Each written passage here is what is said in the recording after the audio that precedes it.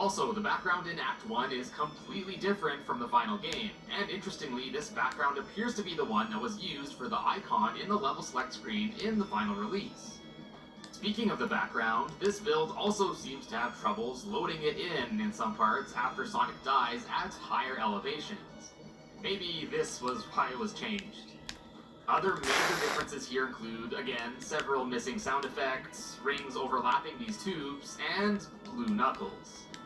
And speaking of Blue Knuckles, I didn't mention this earlier, but if you finish a level as just Tails, for whatever reason, the signpost will also default to the incorrectly colored Echidna. Marble Garden Zone is up next, and aside from the usual buggy graphics and missing audio, there's not much to say about this one, save for in this build you start much closer to the ground and you don't fall from the sky like in the final game.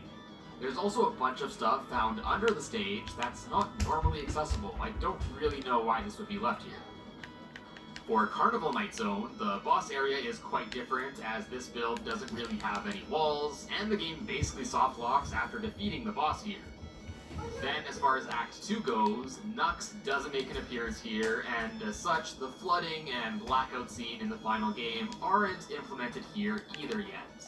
Finally, since these tubes don't work properly, the only legit way to get up to the Robotnik fight here is to use Tails to carry you up to the top. Or, of course, you can just use the debug mode. As far as Ice Cap Zone goes, outside of a few misplaced spikes, the only real differences here are at the start of Act 1 and the end of Act 2. Here, instead of snowboarding down the mountain, Sonic just runs down instead, and apparently too fast for the camera to handle. I'm glad they changed this, as snowboarding just gives it that much of a needed pinch of variety. And then at the end of Act 2, although the tunnel leading to Launch Base Zone that Sonic normally goes through is present, here in this build it just isn't used in the transition to the next zone, because it doesn't exist, and instead we're left with another soft lock.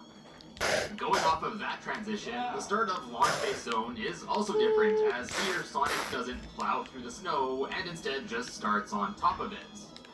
The background here too uses a different palette that results in a purple sky and greenish Death Egg. Just like with Hydro City Zone earlier, this is the stage style that was used as the level select icon in the final game. Then, as far as the rest of the act goes, at the end, after Knuckles bombs the whole tower, the tower